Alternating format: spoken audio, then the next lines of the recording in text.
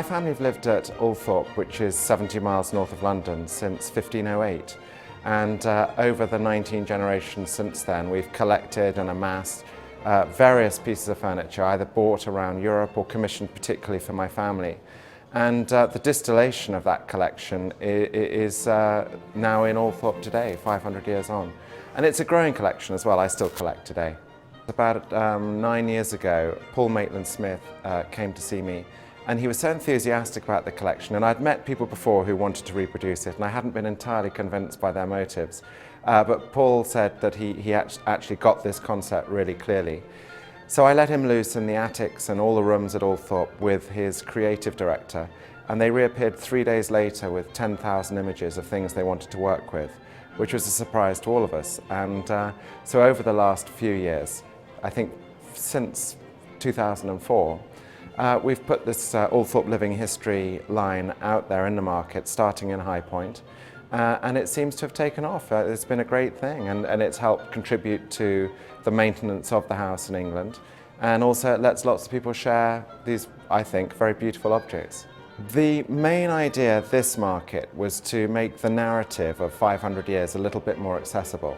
So we've broken it down into a story of the 9 Earl Spencers, going back to the mid-1700s, down to me. And so there are 9 signature pieces, one for each of the Earls, starting with the first Earl, who was this incredibly wealthy young man in England in the mid-18th century, and his very fine tastes, through all of the different politicians and leaders who have been in my family, down to the present day. And I think the idea was to have something in particular that you could hang your hat on when you're telling the story. It's not just a block of 500 years of English history. It is one family's story that happens to be told through a house, and in terms of the house, through a collection of antiques and other collectibles. So this piece is very dramatic. It's got Victory written on the back, which is the name of the most famous warship that England's ever produced. And it's relevant to the second Earl Spencer, who lived at the beginning of the 19th century, and he was in charge of the British Navy then, and is responsible for building the navy that defeated Napoleon. So this is an obvious association with his finest hour, defeating Britain's greatest enemy in history, really.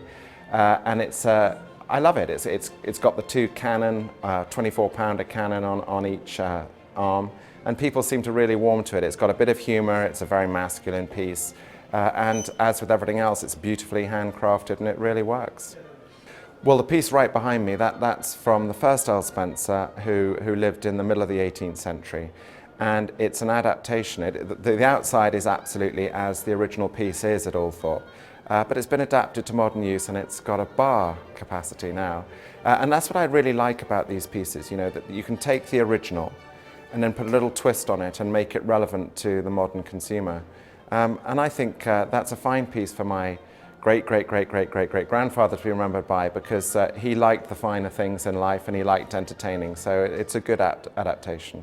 Well, I think they were struggling to find something I was good at, but I have brought out a few books, and actually my only claim to fame is one of them knocked Bill Clinton off the bestseller list in London, very briefly. So I'm an author, and that's a writing desk that I love working at old-fashioned desks rather than modern ones. I don't need lots of drawers, etc.